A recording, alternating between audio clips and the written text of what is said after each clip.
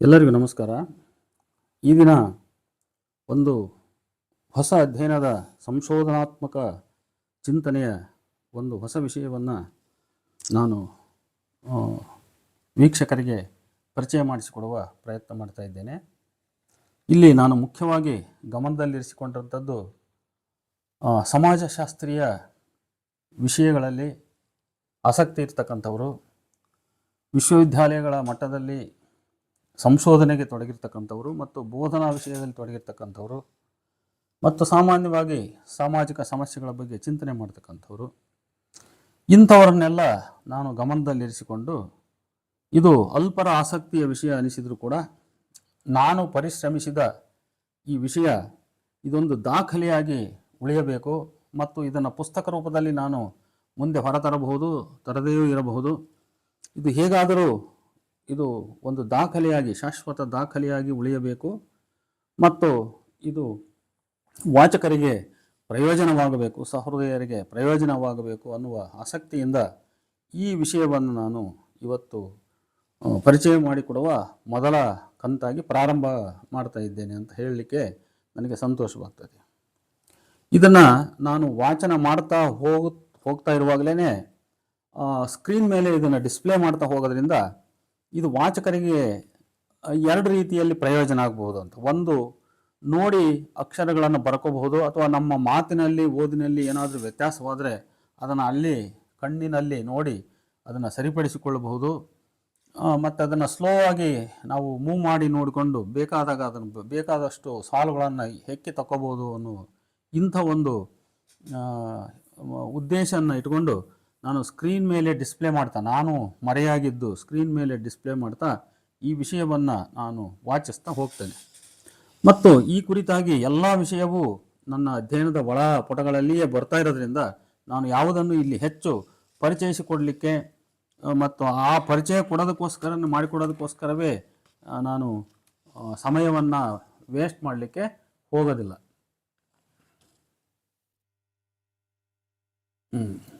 ಇದು ಒಂದು ಪ್ರಯತ್ನ ನೋಡೋಣ. ಮೊದಲಿಗೆ ಈಗ ನೋಡಿ, ಇದು ವಿವಾಹ ದಕ್ಷಿಣೆ, ವಧು ದಕ್ಷಿಣೆ ಮತ್ತು ವರದಕ್ಷಿಣೆ, ಮಾರ್ಕ್ಸ್ವಾದಿ ಅಧ್ಯಯನ, ಟಿ ಬಸವರಾಜ್ ತೋಲಹಳ್ಳಿ. ಈಗ ಮುಂದಿನ ಪುಟಗಳಿಗೆ ನಾವು ಹೋಗೋಣ. ಈಗ ಅಲ್ಲಿ ಆ ಪುಟಗಳು ಅಲ್ಲಿ ಕರೆಕ್ಟಾಗಿ ಡಿಸ್ಪ್ಲೇ ಆಗ್ತಾ ಇದ್ದಾವಲ್ವೋ ಅಂತ ಒಂದು ಸಾರಿ ಚೆಕ್ ಮಾಡಿಕೊಂಡು ಇದನ್ನು ವಾಚನ ಮಾಡೋದನ್ನು ನಾನು ಮುಂದುವರಿಸ್ತೀನಿ.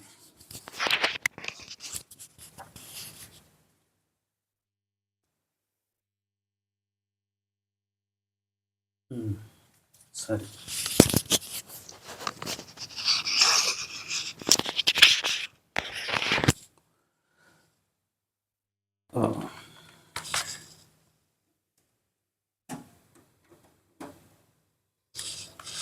ಸ್ನೇಹಿತರೆ, ಈಗ ನೀವು ನೋಡ್ತಾ ಇದ್ದೀರಿ. ಮೇಲಿಂದ ಮತ್ತೊಮ್ಮೆ ಪ್ರಾರಂಭ ಮಾಡೋಣ. ವಿವಾಹ ದಕ್ಷಿಣೆ, ವಧು ದಕ್ಷಿಣೆ ಮತ್ತು ವರದಕ್ಷಿಣೆ, ಮಾರ್ಕ್ಸ್ವಾದಿ ಅಧ್ಯಯನ, ಟಿ ಬಸವರಾಜ್ ತೋಲಹಳ್ಳಿ. ಭಾಗ 1, ವಸ್ತು ಮತ್ತು ಅಧ್ಯಯನ ವಿಧಾನ. ಅದರಲ್ಲಿ ಮೊದಲಿಗೆ ಲೇಖಕನ ನುಡಿ. ಇವತ್ತು 9/5/2013 ಬುಧವಾರ, ಅಂದರೆ ಈ ಸ್ಕ್ರಿಪ್ಟನ್ನು ತಯಾರು ಮಾಡಿದ ದಿನಾಂಕ ಅದು ಇವತ್ತಲ್ಲ, ಇದು ಜನವರಿ 18-19 ಇರಬೇಕು ಇವತ್ತು. ಅದನ್ನೇ ನಾನು ಓದ್ತಾ ಇದ್ದೀನಿ. ಇವತ್ತು 9/5/2013 ಬುಧವಾರ. 1987-88ರಲ್ಲಿ, ಅಂದರೆ ಇಲ್ಲಿಗೆ ಸರಿಸುಮಾರು 25 ವರ್ಷಗಳ ಹಿಂದೆಯೇ ಬಹುಮುಖ್ಯ ಸಾಮಾಜಿಕ ಸಮಸ್ಯೆಯೊಂದರ ಕುರಿತು ಚಿಂತಿಸಿದ, ಸಂಶೋಧನೆಗೆ ಪ್ರಯತ್ನಿಸಿದ ನನ್ನ ಮೊದಲ ಮಹದಾಕಾಂಕ್ಷೆಯ ಕೃತಿಯೇ ಈ ವಿವಾಹ ದಕ್ಷಿಣೆ. ಕಾರ್ಲ್ ಮಾರ್ಕ್ಸರ ದಾಸ್ ಕ್ಯಾಪಿಟಲ್ಗೂ ಪೂರ್ವದ ಕೃತಿಯಾಗಿರ್ತಕ್ಕಂಥ, ಅಂದರೆ ಅದಕ್ಕೂ ಮೊದಲಿನ ಕೃತಿಯಾದ ರಾಜಕೀಯ ಅರ್ಥಶಾಸ್ತ್ರದ ಪರಾಮರ್ಶೆಗೆ ಒಂದು ಕಾಣಿಕೆ ಮತ್ತು ಎಫ್ ಎಂಗೆಲ್ಸರ ಕುಟುಂಬ, ಖಾಸಗಿ ಆಸ್ತಿ ಹಾಗೂ ರಾಜ್ಯ ಇವುಗಳ ಉಗಮ ಎಂಬ ಕೃತಿಗಳನ್ನು ಅಭ್ಯಸಿಸುವಾಗ ಈ ಗ್ರಂಥಗಳಲ್ಲಿನ ಕೆಲವು ತತ್ವಗಳು, ವಿಚಾರಗಳು ನನ್ನನ್ನು ಅರ್ಥಶಾಸ್ತ್ರೀಯ ವಿಚಾರಗಳ ಬೆಳಕಿನಲ್ಲಿ ಈ ಸಮಾಜಶಾಸ್ತ್ರೀಯ ಸಮಸ್ಯೆಯೊಂದನ್ನು ವಿಶ್ಲೇಷಿಸಬಹುದೆಂಬ ಸಾಧ್ಯತೆಯನ್ನು ನನ್ನ ಒಳೆ ಅರಿವಿಗೆ ತಂದುಕೊಟ್ಟವು. ಪ್ರೊಫೆಸರ್ ಎಸ್ ಹಿರೇಮಠರ ಸಲಹೆಯಂತೆ ವಿಶ್ವವಿದ್ಯಾಲಯವೊಂದರ ಸಮಾಜಶಾಸ್ತ್ರದ ಪ್ರಾಧ್ಯಾಪಕರನ್ನು ಕಂಡು ಅವರಿಗೆ ನನ್ನ ಆಲೋಚನೆಗಳನ್ನು ಹಂಚಿಕೊಂಡೆನಾದರೂ ಅವರಿಗೆ ನನ್ನ ದೃಷ್ಟಿ ಚಿಂತನಾ ಕ್ರಮ ಮನವರಿಕೆ ಆಗಲೇ ಇಲ್ಲ. ನನ್ನ ಈ ಅಧ್ಯಯನ ಬೇನೆಯನ್ನು ಒಳಗಿಟ್ಟುಕೊಂಡೇ ನನ್ನ ಸ್ನಾತಕೋತ್ತರ ವ್ಯಾಸಂಗ ಮುಗಿಸಿದೆ. ತದನಂತರ ನಿರುದ್ಯೋಗ ಭೂತ ನನ್ನನ್ನು ಕಾಡಿತು. ಕೊಟ್ಟೂರಿನಲ್ಲಿ ಅರೆಕಾಲಿಕ ಉಪನ್ಯಾಸಕನಾಗಿ ಕೆಲಸ ಮಾಡುತ್ತಲೇ ಈ ಸಮಸ್ಯೆಯ ಕುರಿತಾಗಿ ಒಂದು ವಿಶ್ಲೇಷಣಾ ಕ್ರಮವನ್ನು ಕಂಡುಕೊಳ್ಳುವ ಪ್ರಯತ್ನ ನಡೆಸಿದೆ. ಸರ್ಕಾರಿ ಉದ್ಯೋಗ ದೊರೆತ ನಂತರ ನಮ್ಮ ನಾಡಿನ ವಿಶ್ವವಿದ್ಯಾಲಯದ ಸಮಾಜಶಾಸ್ತ್ರ ವಿಭಾಗಗಳಿಗೆ ಪತ್ರ ಬರೆದು ಈ ಅಧ್ಯಯನ ಕುರಿತು ರೆಫರೆನ್ಸ್ ಇತ್ಯಾದಿ ಸಹಾಯ ಕೋರಿದೆನಾದರೂ ಪ್ರಯೋಜನವಾಗಲಿಲ್ಲ. ಕೊನೆಗೆ ಏಕಲವ್ಯ ಮಾರ್ಗದಲ್ಲಿ ಮುನ್ನುಗ್ಗಿದೆ.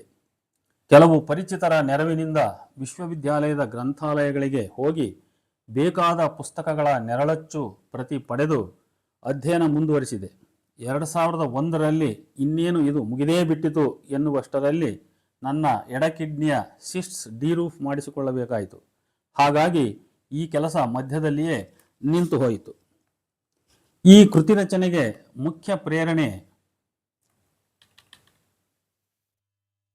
ಮುಖ್ಯ ಪ್ರೇರಣೆ ವರದಕ್ಷಿಣೆಯ ದುಷ್ಪರಿಣಾಮದಿಂದ ನಿತ್ಯ ಸಂಭವಿಸುತ್ತಿರುವ ಅಸಂಖ್ಯ ಮಹಿಳೆಯರ ಸಾವು ನೋವುಗಳು, ವಿಚ್ಛೇದನಗಳು ಇತ್ಯಾದಿ. ನಮ್ಮ ದೇಶದಲ್ಲಿ ಪ್ರತಿ ವರ್ಷ 1 ಕೋಟಿ ವಿವಾಹಗಳು ಜರುಗುತ್ತವೆ ಎಂಬುದು 2 ದಶಕಗಳಷ್ಟು ಹಿಂದಿನ ಮಾತು. ಈಗ ಒಂದು ಸಂಖ್ಯೆ ದ್ವಿಗುಣಗೊಂಡಿದ್ದರೆ ಆಶ್ಚರ್ಯಪಡಬೇಕಾಗಿಲ್ಲ. ಅಷ್ಟು ವಿವಾಹಗಳಲ್ಲಿ ವರದಕ್ಷಿಣೆ ಕಾರಣದಿಂದ ಪ್ರತಿ ವರ್ಷ ಸಂಭವಿಸುವ ಸಾವುಗಳ ಸರಾಸರಿ ಸಂಖ್ಯೆ ಸುಮಾರು 6-7 ಸಾವಿರ. 1999ರಲ್ಲಿ ಕೇಂದ್ರ ಮಂತ್ರಿಗಳಾಗಿದ್ದ ಮುರಳಿ ಮನೋಹರ ಜೋಶಿಯವರು ನೀಡಿದ ಅಂಕಿ ಅಂಶಗಳ ಪ್ರಕಾರ 1996ರಲ್ಲಿ 5513, 1997ರಲ್ಲಿ 6006, 1998ರಲ್ಲಿ 6917 ಇಷ್ಟು ಮಹಿಳೆಯರು ವರದಕ್ಷಿಣೆ ಕಾರಣದಿಂದ ಕೊಲ್ಲಲ್ಪಟ್ಟಿದ್ದಾರೆ, ಇಲ್ಲವೇ ಆತ್ಮಹತ್ಯೆ ಮಾಡಿಕೊಂಡಿದ್ದಾರೆ.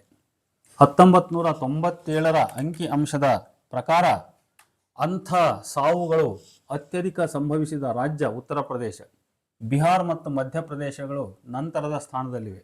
ನವದೆಹಲಿಯೊಂದರಲ್ಲಿ ಪ್ರತಿದಿನಕ್ಕೆ ಸಂಭವಿಸುವ ಅಂಥ ಸಾವುಗಳು ಸರಾಸರಿ 12. ಈ ಸಾವುಗಳ ಮೊತ್ತಕ್ಕೆ ಕರ್ನಾಟಕದ ಕೊಡುಗೆಯೂ ಕಡಿಮೆಯೇನಿಲ್ಲ.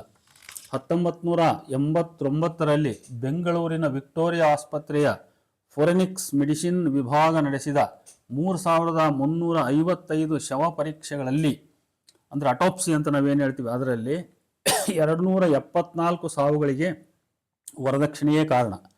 ಇವುಗಳಲ್ಲಿ 159 ಮಹಿಳೆಯರು ಅಗ್ನಿಗೆ, 49 ಮಹಿಳೆಯರು ಉರುಳಿಗೆ, 48 ವಿಷ ಸೇವಿಸಿ, 16 ನೀರಲ್ಲಿ ಮುಳುಗಿ, 2 ಗಾಯಗೊಂಡು ಮಡಿದಿದ್ದಾರೆ.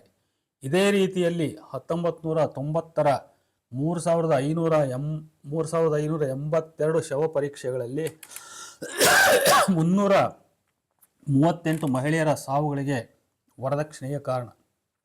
ಡಾಕ್ಟರ್ BM ನಾಗರಾಜ್ ಎಂಬುವರ ಪ್ರಕಾರ 1989ರ 274 ಸಾವುಗಳಲ್ಲಿ 274 ದುರ್ಮರಣಗಳಲ್ಲಿ 233 ಹಿಂದೂಗಳು, 26 ಮುಸ್ಲಿಂ, 13 ಕ್ರಿಶ್ಚಿಯನ್ ಮತದವು. 1990ರ 338 ಸಾವುಗಳಲ್ಲಿ 283 ಹಿಂದೂ, 36 ಮುಸ್ಲಿಂ, 16 ಕ್ರಿಶ್ಚಿಯನ್. ಬೆಂಗಳೂರು ನಗರವೊಂದರಲ್ಲಿಯೇ ಪ್ರತಿನಿತ್ಯ ಒಬ್ಬ ಮಹಿಳೆ ವರದಕ್ಷಿಣೆಯ ಕಾರಣಕ್ಕೆ ಸಾವನ್ನಪ್ಪುತ್ತಿದ್ದಾಳೆ. ಈ ಅಂಕಿ ಅಂಶಗಳು ನಂಬಿಕೆ ಅಷ್ಟೇನೂ ಅರ್ಹವಲ್ಲದ ಸರ್ಕಾರಿ ಆಸ್ಪತ್ರೆ ಮತ್ತು ಪೊಲೀಸು ಇಲಾಖಾ ದಾಖಲೆಗಳಲ್ಲಿ ಉಪಲಬ್ಧವಿದ್ದವು. ಆದರೆ ಈ ಸಂಖ್ಯೆಯನ್ನು ಮೀರಬಲ್ಲಷ್ಟು ಸಾವುಗಳು ವಾಸ್ತವವಾಗಿ ಸಂಭವಿಸಿರುತ್ತವೆ. ಎರಡೂ ಕುಟುಂಬದವರ ಮಧ್ಯೆ ರಾಜಿ ಏರ್ಪಟ್ಟು ಅಥವಾ ಹೆಣ್ಣಿನ ತಂದೆ ತಾಯಂದಿರ ನಿಸ್ಸಹಾಯಕತೆಯಿಂದ ಇಲಾಖೆಗಳ ಗಮನಕ್ಕೆ ಬಾರದೆ ಹೋದವೆಷ್ಟು, ಲಂಚ ತಿಂದು ಅಧಿಕಾರಿಗಳು ಮುಚ್ಚಿ ಹಾಕಿದವೆಷ್ಟು. ಒಟ್ಟಿನಲ್ಲಿ ಪ್ರತಿ ವರ್ಷ ವರದಕ್ಷಿಣೆ ನಮ್ಮ ನಾಡಿನಲ್ಲಿ ಕನಿಷ್ಠ 500,000ದಷ್ಟು ಮಹಿಳೆಯರನ್ನು ಬಲಿ ತೆಗೆದುಕೊಳ್ಳುತ್ತಿದೆ ಎಂದರೆ ಅತಿಶಯೋಕ್ತಿಯಲ್ಲ. ಆ ಕಾರಣಕ್ಕಾಗಿಯೇ ಈ ಸಮಸ್ಯೆ ಶ್ರೀಸಾಮಾನ್ಯರಿಂದ ಹಿಡಿದು ನ್ಯಾಯವಾದಿಗಳು, ನ್ಯಾಯಾಧೀಶರು, ಸಾಹಿತಿಗಳು, ಪತ್ರಕರ್ತರು, ವಿಚಾರವಾದಿಗಳು, ಮಠಮಾನ್ಯರು ಹೀಗೆ ಎಲ್ಲ ವಿಧದ ಬುದ್ಧಿಜೀವಿಗಳ ಗಂಭೀರ ಆಸಕ್ತಿಯ ವಿಷಯವಾಗಿದೆ. ಅಲ್ಲದೆ ಶಾಲಾ ಕಾಲೇಜುಗಳಿಂದ ಹಿಡಿದು ವಿಶ್ವವಿದ್ಯಾಲಯದವರೆಗೆ ಹಾಗೂ ವಿಭಿನ್ನ ಸಂಘಟನೆಗಳ ವೇದಿಕೆಗಳಲ್ಲಿದು ಹಲವಾರು ದಶಕಗಳಿಂದ ಚರ್ಚೆಗೆ ಗ್ರಾಸವಾದ ವಿಷಯವಾಗಿದೆ. ವಿಧಾನಸೌಧ, ಪಾರ್ಲಿಮೆಂಟ್ಗಳಲ್ಲೂ ಇದು ಚರ್ಚಿಸಲ್ಪಟ್ಟ ವಿಷಯವೇ ಆಗಿದೆ. ಪತ್ರಿಕೆಗಳಲ್ಲಿ ಇದರ ಕುರಿತು ನಿತ್ಯ ವರದಿ, ವಾಚಕರ ವಾಣಿಯಲ್ಲಿ ಓದುಗರ ಅನಿಸಿಕೆ, ಅಭಿಪ್ರಾಯ, ವಿಶೇಷ ಲೇಖನಗಳು ಇವೆಲ್ಲವುಗಳಲ್ಲಿ ವರದಕ್ಷಿಣೆಯ ಕಾರಣ, ಪರಿಣಾಮ, ನಿವಾರಣೋಪಾಯ ಇತ್ಯಾದಿ ಕುರಿತು ವಿಭಿನ್ನ ದೃಷ್ಟಿ ಧೋರಣೆಗಳು ಚರ್ಚೆಗಳ ಸುಗ್ಗಿಯಾಗಿದೆ. ಉದಾಹರಣಾರ್ಥವಾಗಿ ಅಂಥವುಗಳ ಕೆಲ ತುಣುಕುಗಳನ್ನು ಇಲ್ಲಿ ನೋಡಬಹುದು. 1. ಮಹಿಳೆಯ ಶೋಷಣೆಗೆ ಮಹಿಳೆಯೇ ಕಾರಣ, ಗಂಡಸರಲ್ಲ. ವರದಕ್ಷಿಣೆ ಶಿಕ್ಷಾರ್ಹವೆಂದು ಕಾನೂನಿದ್ದರೂ 1974ರಿಂದ ಈಚೆಗೆ ದಿನಕ್ಕೊಂದರಂತೆ ವರದಕ್ಷಿಣೆ ಸಾವು ಸಂಭವಿಸುತ್ತಿವೆ. ಇದಕ್ಕೆ ಅತ್ತೇರೇ ಕಾರಣ. ಇದು ಸಂಯುಕ್ತ ಕರ್ನಾಟಕ 18/3/1990 ಸಂದರ್ಭ ಲೀಲಾವತಿ ಬಾರಿ ಅವರ ಸಂವಿಧಾನದ ಹಕ್ಕುಗಳು ಎಂಬ ಗ್ರಂಥ ಬಿಡುಗಡೆ. ಇನ್ನೊಂದು ಸಾಕಷ್ಟು ವರದಕ್ಷಿಣೆಯನ್ನು ತರಲಿಲ್ಲವೆಂಬ ಕಾರಣವನ್ನು ಒಡ್ಡಿ ತನ್ನ ಮಗನಿಗೆ 2ನೇ ಮದುವೆ ಮಾಡುವ ಮೂಲಕ ಇಂತಹ ಅನಿಷ್ಟ ಪದ್ಧತಿಯ ಮುಂದುವರಿಕೆಗೆ ಮಹಿಳೆಯರು ಪುರುಷನಷ್ಟೇ ಕಾರಣವಾಗಿದ್ದಾಳೆ. ವರದಕ್ಷಿಣೆ ಸಾವಿನ ಅಪರಾಧಕ್ಕೆ ಮರಣದಂಡನೆ ಸೂಕ್ತ ಶಿಕ್ಷೆ. ಇದು ಹಂಗಾಮಿ ರಾಜ್ಯಪಾಲ ಹಾಗೂ ನ್ಯಾಯಮೂರ್ತಿ ಶ್ರೀ ಎಸ್ ಮೋಹನ್ ಅವರು ಬೆಂಗಳೂರಿನಲ್ಲಿ ಭಾರತೀಯ ಮಹಿಳಾ ವಕೀಲರ ಸಂಘ ರಾಜ್ಯ ಘಟಕ ಏರ್ಪಡಿಸಿದ್ದ ಅಂತಾರಾಷ್ಟ್ರೀಯ ಮಹಿಳಾ ದಿನಾಚರಣೆಯ ಕಾರ್ಯಕ್ರಮದಲ್ಲಿ ನುಡಿದಂಥ ಮಾತುಗಳಿವು. ವರದಿ ಪ್ರಜಾವಾಣಿ 18/3/1990. ಇನ್ನೊಂದು ಈ ಕುರಿತು ವಿಧಾನಸೌಧದಲ್ಲೊಮ್ಮೆ ಬಿಸಿ ಬಿಸಿ ಚರ್ಚೆ. ಜುಲೈ 17, 1990 ಕನ್ನಡಪ್ರಭ ವರದಕ್ಷಿಣೆ ಕ್ಯಾಪಿಟೇಷನ್ ಅಪವಿತ್ರ ಮೈತ್ರಿ ಎಂಬ ಶೀರ್ಷಿಕೆಯಡಿ ಮಾಡಿದ ವರದಿಯಾಧರಿಸಿ ಕೆಲ ತುಣುಕುಗಳು ಹೀಗಿವೆ. 1. ಶ್ರೀ MC ನಾಣಯ್ಯ ವಿಧಾನ ಪರಿಷತ್ನ ಪ್ರತಿಪಕ್ಷದ ನಾಯಕರು. ಭಾರೀ ಪ್ರಮಾಣದಲ್ಲಿ ವರದಕ್ಷಿಣೆ ಪಡೆಯಬಹುದೆಂಬ ಆಸೆಯಿಂದ ಪಾಲಕರು ಕ್ಯಾಪಿಟೇಷನ್ ಶುಲ್ಕ ನೀಡಿ ತಮ್ಮ ಮಕ್ಕಳನ್ನು ವೈದ್ಯಕೀಯ ಮತ್ತು ಇಂಜಿನಿಯರಿಂಗ್ ಶಿಕ್ಷಣಕ್ಕೆ ಕಳುಹಿಸುತ್ತಾರೆ. ಡಾಕ್ಟರ್ ಮತ್ತು ಇಂಜಿನಿಯರ್ಗಳಿಗೆ ತಮ್ಮ ಮಗಳನ್ನು ನೀಡಬೇಕೆಂದು ಹಂಬಲಿಸುವ ಪಾಲಕರು ವರದಕ್ಷಿಣೆ ನೀಡಲು ಮುಂದಾಗುತ್ತಾರೆ. ಆದ್ದರಿಂದ ಕ್ಯಾಪಿಟೇಷನ್ ಶುಲ್ಕವನ್ನು ರದ್ದುಪಡಿಸಿ ವರದಕ್ಷಿಣೆ ಹಾವಳಿ ಕಡಿಮೆಯಾಗುತ್ತದೆ ಅಂತ. ಇನ್ನು ನಾಣಯ್ಯನವರ ವಾದವನ್ನು ಅಲ್ಲಗಳೆಯುತ್ತಾ KH ರಂಗನಾಥ್ ಅವರು ಹೇಳಿರ್ತಕ್ಕಂಥ ಅಭಿಪ್ರಾಯ, ಸ್ವಾಮಿ ಧನಪಿಶಾಚಿ ಅಂಟಿಕೊಂಡು ಬಿಟ್ಟಿದೆ, ಆದ್ದರಿಂದ ಇದೊಂದೇ ಕಾರಣ ಅಲ್ಲ. ಇನ್ನು ಸಾವಿತ್ರಿ ಗುಂಡಿ ಉತ್ತರಿಸಿದ ಹೀಗೆ, ವರದಕ್ಷಿಣೆ ತೆಗೆದುಕೊಂಡವರಿಗೆ ಬಹಿಷ್ಕಾರ ಹಾಕಬೇಕು, ಗಲ್ಲಿಗೇರಿಸಬೇಕು ಅಂತ. ಇನ್ನೊಬ್ಬರು ಅವರ ಕೈ ಕತ್ತರಿಸಬೇಕು ಎಂದರು ಮುಕ್ತರುನ್ನಿಸಾ ಬೇಗಂ. ಇನ್ನೊಂದು ಇತರೆ ಕೆಲ ಪುರುಷ ಸದಸ್ಯರ ಪ್ರಶ್ನೆ, ಎಲ್ಲ ಸರಿ, ಆದರೆ ವರದಕ್ಷಿಣೆ ಪ್ರಕರಣದಲ್ಲಿ ಅತ್ತೆ ಮತ್ತು ನಾದಿನಿಯರ ಪಾತ್ರವೇನು ಅಂತ. ಹೀಗೆ ಮುಂದುವರೆದ ಚರ್ಚೆ ದಿಕ್ಕು ತಪ್ಪಿ ಡಾಕ್ಟರ್ BT ಲಲಿತಾ ನಾಯಕ್ ಅವರ ಮಾತಿನಿಂದ ಹೆಣ್ಣಿನ ಚೆಲುವಿನ ಕಡೆ ಹೊರಳಿ ಮತ್ತೆ ನಾಣಯ್ಯನವರ ಮಾತಿನ ಮೂಲಕ ಮೂಲ ಸಮಸ್ಯೆಯ ಕಡೆ ತಿರುಗಿತು. ನಾಣಯ್ಯ ಈಗ ಮಾತಾಡುವವರಿಗೆ ಮದುವೆಯಾಗಿದ್ದರೆ ನಾವು ವರದಕ್ಷಿಣೆ ತೆಗೆದುಕೊಂಡಿಲ್ಲ ಎಂದು ಘೋಷಣೆ ಮಾಡಿ ಮಾತಾಡಿ. VR ಸುದರ್ಶನ್, ಬಸವನಗೌಡ ಇತರರು ಇದೊಂದು ಸಾಮಾಜಿಕ ಪಿಡುಗು, ಮಹಿಳಾ ಸಂಘಟನೆಗಳು ಚುರುಕಾಗಬೇಕು, ವಿಶೇಷ ನ್ಯಾಯಾಲಯವನ್ನು ಮುಂದಿನ ಅಧಿವೇಶನದಲ್ಲಿ ತನ್ನಿ, ನಾವು ನಮ್ಮ ಮಕ್ಕಳಿಗೆ ವರದಕ್ಷಿಣೆ ತೆಗೆದುಕೊಳ್ಳುವುದಿಲ್ಲ ಎಂದು ಪ್ರತಿಜ್ಞೆ ಮಾಡೋಣ, ಸಮಸ್ಯೆ ಬಗೆಹರಿಯುತ್ತದೆ, ಯಾಕಂದರೆ ಜವಾಬ್ದಾರಿ ನಮ್ಮ ಮೇಲಿದೆ. ಇನ್ನು 8ನೇ ಅಭಿಪ್ರಾಯ ನೋಡಿ. ಮಹಿಳಾ ಸದಸ್ಯರು ಆಕ್ಷೇಪಿಸಿದ್ದಕ್ಕೆ ಉತ್ತರವಾಗಿ HK ಪಾಟೀಲ್, ಗಂಡನ್ನು ಹೀಯಾಳಿಸುವುದು ಒಳ್ಳೆಯದಲ್ಲ, ವರದಕ್ಷಿಣೆಗೆ ಒತ್ತಾಯಿಸುವವರು ಪಾಲಕರು, ಇದೊಂದು ಸಾಮಾಜಿಕ ಸಮಸ್ಯೆ, ಆದ್ದರಿಂದ ವರದಕ್ಷಿಣೆ ಸಮಸ್ಯೆಗಳನ್ನು ಕೈಗೆತ್ತಿಕೊಳ್ಳುವ ಅಧಿಕಾರವನ್ನು ಮಂಡಲ ಮತ್ತು ಜಿಲ್ಲಾ ಪರಿಷತ್ತಿಗೆ ನೀಡಿ, ಒಟ್ಟಿನಲ್ಲಿ ಈ ಮೇಲಿನ ಚರ್ಚೆ ನೋಡಿದರೆ ಸಹಸ್ರಾರು ಮುಗ್ಧ ಹೆಂಗೆಳತಿಯರನ್ನು ಬಲಿ ತೆಗೆದುಕೊಳ್ಳುವಂಥ ಗಂಭೀರ ಸಮಸ್ಯೆಯನ್ನು ಬಾಯೊಳಗಿನ ತಂಬುಲವನ್ನು ಎತ್ತಂದರತ್ತ ಹೊರಳಿ ಮೆಲ್ಲುವಂತೆ ಮನಬಂದಂತೆ ಮಾತುಗಳನ್ನು ತಿರುಗಿಸಿ ವಿನೋದ ಪಡುವವರ ಹಾಸ್ಯ ನಾಟಕದಂತಿದೆ ಈ ಒಟ್ಟು ಚರ್ಚೆ. ಇನ್ನು ಈ ಕುರಿತು ಇತರೆ ಕೆಲವು ಲೇಖಕರ ಹಾಗೂ ಚಿಂತಕರ ಅಭಿಪ್ರಾಯಗಳು ಹೇಗಿವೆ ಅಂತಂದರೆ, ಕರ್ನಾಟಕದ ಸ್ತ್ರೀವಾದಿ ಲೇಖಕಿ ಶ್ರೀಮತಿ N ಗಾಯತ್ರಿ ಅವರು ಹೀಗೆನ್ನುತ್ತಾರೆ. TV, ಸ್ಕೂಟರ್ ಇತ್ಯಾದಿ ವೈಭವಗಳನ್ನು ಅಗತ್ಯಗಳನ್ನು ಸುಲಭವಾಗಿ ಸಂಪಾದಿಸುವ ಹಾದಿ ಎಂದರೆ ಕಾಳಸಂತೆ ಮಾರುಕಟ್ಟೆ ವ್ಯವಹಾರಗಳು, ಲಂಚ, ವರದಕ್ಷಿಣೆ ಇವು ಮುಂತಾದವು. ನಾವು ವರದಕ್ಷಿಣೆಗೆ ಯಾವುದೇ ಹೆಸರಿಟ್ಟರೂ ಅದರ ಬೇರು ಆರ್ಥಿಕ ಧೋರಣೆಗಳಲ್ಲಿ, ವ್ಯಾಪಾರಿ ಮೌಲ್ಯಗಳಲ್ಲಿ, ಪಾಶ್ಚಾತ್ಯೀಕರಣದ ಮೋಹದಲ್ಲಿ, ನಾಗರಿಕವಾದ ನಮ್ಮ ಖುಷಿಯ ಜೀವನ ಪಡೆಯಬೇಕೆಂಬ ಕಲ್ಪನೆಯಲ್ಲಿ ಹುಡುಕಬೇಕಿದೆ ಅಂತ. ಇನ್ನು ಕುಮಾರಿ ಟಿ ಸುನೀತಾ, ಹೂವಿನ ಹಡಗಲಿ, ಇವರ ಪ್ರಕಾರ ಪುರುಷ ಪ್ರಧಾನ ವ್ಯವಸ್ಥೆ ರೂಪುಗೊಂಡಂತೆ ವರದಕ್ಷಿಣೆ ಪ್ರಾರಂಭವಾಯಿತು. ತಮ್ಮ ಮಕ್ಕಳ ಭಾರವನ್ನು ಹೊರುವ ಮದುವೆಯ ನಂತರ ಅವಳ ಸರ್ವಸ್ವ ಎನ್ನಿಸುವ ಅಳಿಯನಿಗೆ ಏನನ್ನಾದರೂ ಸಹಾಯ ಮಾಡೋಣ ಎನ್ನುವ ಉದ್ದೇಶದಿಂದ ಆಗ ವರದಕ್ಷಿಣೆ ಪ್ರಾರಂಭವಾಗಿರಬಹುದು. ಮೂಲದಲ್ಲಿ ವರದಕ್ಷಿಣೆಯು ಕನ್ಯಾಪಿತೃಗಳು, ಬಂಧುಗಳು ಪ್ರೀತಿಯ ದ್ಯೋತಕವಾಗಿ ವರ ಮತ್ತು ಆತನ ಕಡೆಯವರನ್ನು ತೃಪ್ತಿಗೊಳಿಸಲು ಅವರಿಗೆ ನೀಡಿದ ಉಡುಗೊರೆ. ಸುಧಾ ವಾರಪತ್ರಿಕೆಯಲ್ಲಿ 1976ರಲ್ಲಿ ಕೆಲವು ಯುವಜನರು ವರದಕ್ಷಿಣೆಯ ಕುರಿತು ನೀಡಿದ ಅಭಿಪ್ರಾಯಗಳಲ್ಲಿ ಕೆಲವನ್ನು ಇಲ್ಲಿ ನಾವು ಗಮನಿಸಬಹುದು. ಕಲ್ಪನಾ ಬೆಂಗಳೂರು ಇವರ ಪ್ರಕಾರ ವರದಕ್ಷಿಣೆಗೆ ಗಂಡುಗಳೇ ಹೊಣೆ. ನನಗೆ ಹಣಕ್ಕಾಗಿ ಆಸೆ ಪಡುವ ಆ ಹೇಡಿ ಬೇಡ. ಹಣವಿಲ್ಲದೆ ಮದುವೆಯಾಗುವುದಾದರೆ ವಿದುರನನ್ನೋ ಹರೆಯ ದಾಟಿದವರನ್ನೋ ನಾನು ಸ್ವೀಕರಿಸುತ್ತೇನೆ ಎಂದು ಕೂಗಬೇಕೆನ್ನಿಸಿದರೂ ಕೂಗಲಾಗುವುದಿಲ್ಲವಂತೆ. ಇನ್ನು ಶಶಿಕಲಾ ಅಂತಕ್ಕಂಥವರು, ಇದಕ್ಕೆ ಕಾರಣ ನಾವಲ್ಲ, ಈ ಸಮಾಜದ ಪುರುಷ ಸಿಂಹಗಳು, ತಮ್ಮನ್ನು ತಾವೇ ಮಾರಿಕೊಳ್ಳುವ ಗಂಡುಗೈಗಳು ಇದಕ್ಕೆ ಕಾರಣ. ಮದುವೆ ಎಂಬ ಸಂತೆಯಲ್ಲಿ ಮಾವನ ರಕ್ತ ಹೀರುವ ತಿಗಣಿಗಳು. ಇನ್ನು ಉಷಾ ಸಿಕಂದರಾಬಾದ್ ಅಂತಕ್ಕಂಥವ್ರು ಹೇಳ್ತಾರೆ, ನೌಕರಸ್ಥ ಗಂಡುಗಳನ್ನು ಅಂದರೆ ಮಗಳು ಸುಖವಾಗಿರಲೆಂದು ಆರಿಸುವ ಕಾರಣದಿಂದ ವರದಕ್ಷಿಣೆ ಎನ್ನುವ ಇವರು ಇದರ ನಿವಾರಣೆ ಕುರಿತು ಹೀಗೆ ಹೇಳ್ತಾರೆ. ಈ ಪಿಡುಗು ತೊಲಗಬೇಕಾದರೆ ಎಲ್ಲರೂ ಸಹಕರಿಸಬೇಕು. ಕೇವಲ ಹೆಣ್ಣಿನ ತಂದೆಯಿಂದಲೇ ಆಗದು, ತರುಣರು ಅಥವಾ ತರುಣಿಯರಿಂದಲೂ ಆಗದು. ಒಂದೇ ಕೈ ತಟ್ಟಿದರೆ ಚಪ್ಪಾಳೆ ಆಗದು. ಪರಸ್ಪರ ನಂಬಿಕೆ ಇರಬೇಕು, ಸ್ವಾರ್ಥತೆ ಹೋಗಬೇಕು, ಪ್ರಾಮಾಣಿಕತನವಿರಬೇಕು, ನಮ್ಮಂತೆ ಇನ್ನೊಬ್ಬರು ಎನ್ನುವ ಉದಾರತನವಿರಬೇಕು. ಎಲ್ಲಿಯವರೆಗೆ ಇದೆಲ್ಲ ಆಗದೋ ಅಲ್ಲಿಯವರೆಗೆ ಈ ಪಿಡುಗು ತಪ್ಪಿದ್ದಲ್ಲ, ಮುಸುಕಿನೊಳಗಿನ ಗುದ್ದಿನ ರೂಪದಲ್ಲಿ ಇದ್ದೇ ಇರುತ್ತದೆ ಅಂತ. ಇನ್ನು MS ಪ್ರಭು ಸಾಂತೂರು ಅಂತಕ್ಕಂಥವ್ರು, ವರದಕ್ಷಿಣೆಗೆ ಗಂಡುಗಳೇ ಹೊಣೆ, ಆದರೆ ಅವರು ತಮ್ಮ ತಂದೆ ತಾಯಿಗಳನ್ನು ಹೊಣೆಗಾರರನ್ನಾಗಿಸಿ ತಾವು ನುಸುಳಿಕೊಳ್ಳುತ್ತಾರೆ ಎನ್ನುವ ಇವರು ವರದಕ್ಷಿಣೆ ಎಂಬ ಭೂತವನ್ನು ಓಡಿಸುವ ಪವಾಡ ಯುವಕರ ಕೈಯಲ್ಲೇ ಇದೆ. ಅವರು ವರದಕ್ಷಿಣೆಗೆ ತಮ್ಮನ್ನು ಮಾರಿಕೊಳ್ಳುವುದಿಲ್ಲ ಎಂದು ನಿಶ್ಚಯಿಸಿದರೆ ಈ ಸಮಸ್ಯೆಯೇ ಉದ್ಭವಿಸಲಾರದು ಎನ್ನುತ್ತಾರೆ.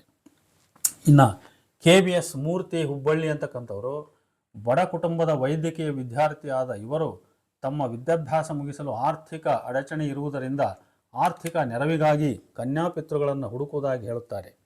ಪಡೆದ ಹಣವನ್ನು ಮುಂದೆ ಮರಳಿಸುವ ಭರವಸೆ ತಮಗಿರುವುದರಿಂದ ಇದನ್ನು ವರದಕ್ಷಿಣೆ ಎನ್ನುವುದು ಸರಿಯೇ ಎಂಬ ಪ್ರಶ್ನೆ ಇವರದು. ಇಂತಹ ಬಡ ವಿದ್ಯಾರ್ಥಿಗಳು ವರದಕ್ಷಿಣೆ ಅನ್ಯಾಯವಲ್ಲ ಎಂಬುದು ಇವರ ಅಭಿಮತ. ಆರ್ಥಿಕ ಅಸಮಾನತೆ ಅಧಿಕವಾಗಿರುವ ನಮ್ಮ ದೇಶದಲ್ಲಿ ನಮ್ಮಂಥ ಬಡ ವಿದ್ಯಾರ್ಥಿಗಳು ವರದಕ್ಷಿಣೆ ಪಡೆಯುವುದು ತಪ್ಪಲ್ಲ ಅಂತ. ಇನ್ನೊಬ್ಬ ಪದವೀಧರ, ಅವರು ಬೆಂಗಳೂರಿನವರು, ಅವ್ರು ಹೇಳ್ತಾರೆ, ವರದಕ್ಷಿಣೆ ಇಲ್ಲದೆ ಬಡ ಕನ್ಯೆಯನ್ನು ವಿವಾಹವಾಗಬೇಕೆಂಬ ಆದರ್ಶ ಹೊಂದಿದ್ದ ಈ ಪದವೀಧರ ಜೀವನಕ್ಕಾಗಿ ಪಾರ್ಟ್ ಟೈಮ್ ವೃತ್ತಿ ಮಾಡುತ್ತಿದ್ದಾಗ ಶ್ರೀಮಂತರೊಬ್ಬರು ಬಂದು 25,000 ವರದಕ್ಷಿಣೆ, ಕಾರು, ಕೆಲಸ ಕೊಡಿಸುವುದಾಗಿ ಹೇಳಿದರಂತೆ. ಆ ಹುಡುಗಿ ಸುಂದರಿಯೂ ಇದ್ದಳಂತೆ. ಹಣ ಪಡೆದು ಆಕೆಯನ್ನು ವಿವಾಹವಾದರೆ ತಮ್ಮ ಆದರ್ಶ ಬಲಿ, ಇಲ್ಲದಿದ್ದರೆ ಸುಖ ಬದುಕು ಕೈತಪ್ಪುವುದಲ್ಲ ಎಂಬ ಸಂಕಟ.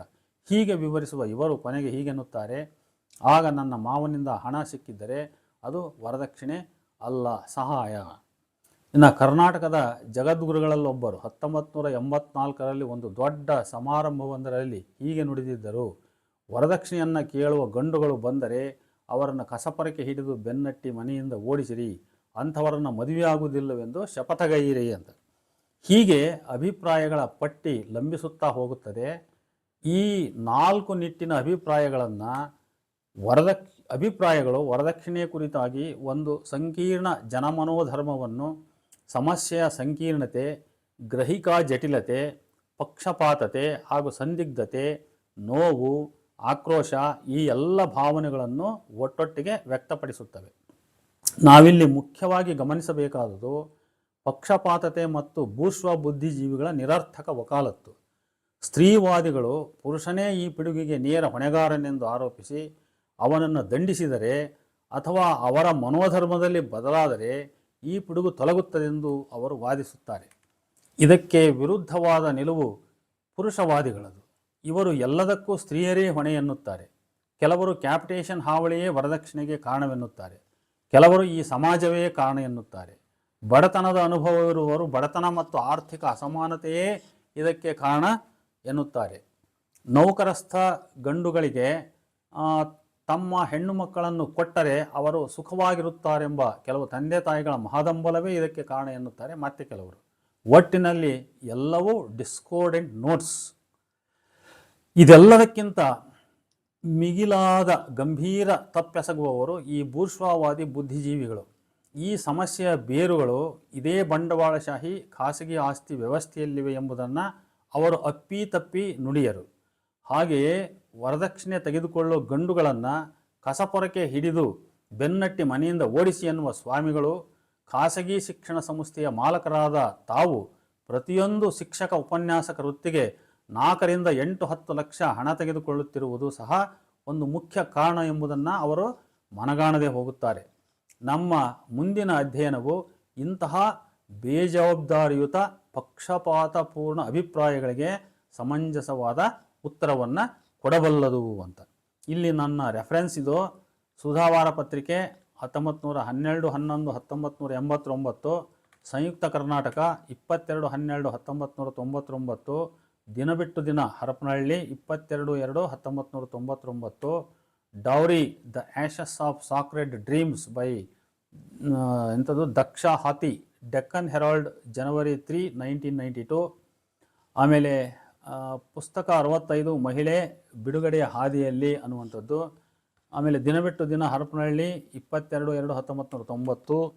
ಆಮೇಲೆ ಸುಧಾ May 13, 1990 ಪುನರ್ ಪ್ರಕಟಣೆ. ಇದು ಇಷ್ಟು ಇದರ ರೆಫರೆನ್ಸನ್ನು ತೆಗೆದುಕೊಂಡು ಇದೊಂದು ಅಧ್ಯಾಯದ ವಿಷಯವನ್ನು ಇಲ್ಲಿಗೆ ನಾನು ಮುಕ್ತಾಯಗೊಳಿಸ್ತಾ ಇದ್ದೇನೆ.